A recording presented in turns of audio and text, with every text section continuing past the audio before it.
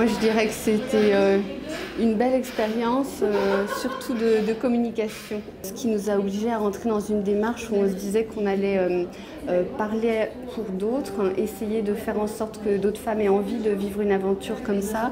Et ça, c'était quelque chose qu'on n'avait jamais vécu avec une œuvre, quoi. En travaillant avec Skin, ça nous a donné des pistes déjà, et ça nous a permis aussi ça nous a donné des outils pour une espèce de ligne directrice avec une méthode. Et comme le dit Isabelle, le work in progress a été très intéressant parce que du coup, au fur et à mesure où le travail évoluait, il y a une complicité qui s'est installée. Une complicité que je n'ai pas quand je travaille sur un objet quelconque, une autre sculpture. Et on a pu aussi se nourrir des expériences des autres pour pouvoir aussi mettre peut-être des noms, des mots sur des émotions, de comprendre un peu les choses et puis de prendre une certaine orientation qu'on n'aurait pas forcément prise.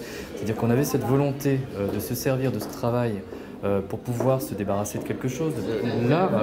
L'art dans ce genre d'action gagne ses lettres de noblesse, c'est-à-dire qu'il apporte vraiment ce pour quoi il est fait. C'est apporter de la légèreté là où il n'y en a pas forcément, voilà. Et c'est pouvoir aussi complètement détourner les choses, se les approprier. Et avec l'art, on a une maîtrise complète sur des choses qui nous échappent. J'ai eu le sentiment, dans cette nouvelle expérience avec le travail artistique, de pouvoir partager de quelque chose d'extrêmement positif. Et c'est vrai que je ne sais pas si j'aurais pu le réaliser si on n'était pas passé par le cheminement que Skin nous a proposé. C'est-à-dire qu'on aurait peut-être senti un bien-être, mais on n'aurait pas pu l'expliquer, on n'aurait pas pu en tirer profit comme on en a tiré profit aujourd'hui. De voir certaines choses que j'avais vraiment ressenties, que je n'avais pas forcément verbalisées, et de voir qu'il les avait senties aussi, et qu'il avait compris tout ça et qu'il les mettait dans la Vénus. Enfin, moi, ça m'a beaucoup... ça m'a fait du bien parce que je me suis dit, il m'a vraiment comprise. Ce que j'ai pu ressentir, je crois qu'on le voit, ça se voit. Et par contre, les textes d'Isabelle et la façon dont elle présente l'objet apportent un petit peu de douceur par rapport à ça. Au début, c'est ce qui est le plus traumatisant à être malade, c'est de se retrouver à communiquer avec des tas de gens qu'on ne connaît absolument pas, et de parler de choses très intimes avec les médecins et tout ça. Et c'est vrai qu'au départ, j'ai trouvé ça très, très traumatisant, quoi.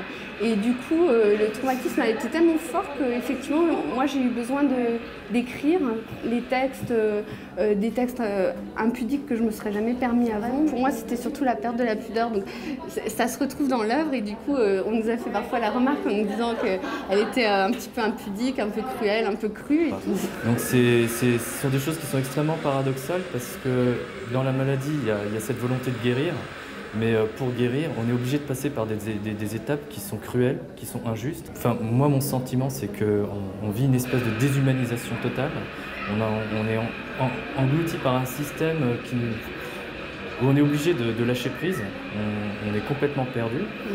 Et il y a aussi une frustration énorme parce que ma position, ça a été l'impuissance la plus totale.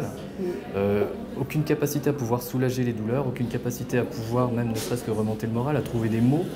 On ne peut pas trouver de mots, c'est pas facile, donc on peut être là, mais silencieux, donc c'est une situation qui est cruelle et il en ressort après énormément de colère. Parce que cette situation est fondamentalement injuste. Je pense que personne n'est assez fort pour pouvoir traverser ce genre d'épreuve, donc il n'y a pas vraiment d'exemple à suivre, chacun fait comme il peut. Ceux qui n'y arrivent pas, c'est normal. L'idée, en fait, c'est de ne pas rester seul. Ouais, voilà. C'est surtout ça. Ouais. Et c'est pour ça que des actions comme ce que fait Skin, c'est fabuleux.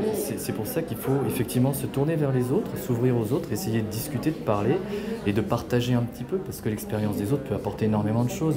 Le souci dans la maladie, comme ça a été pour Isabelle, c'est d'avoir des gens qui peuvent, dans la meilleure volonté possible, dire « je connais quelqu'un à qui ceci est arrivé », etc. Mais quand vous souffrez ou quand vous êtes en souffrance, c'est un discours qui ne vous touche absolument pas. Parce que c'est vous qui souffrez. Ce dont vous avez besoin, c'est de pouvoir parler, d'avoir des gens qui vous écoutent quand vous en avez envie. Et ce qui rend encore plus heureux et qui apporte vraiment une bonne bouffée d'oxygène, c'est de voir le sourire aussi chez les autres.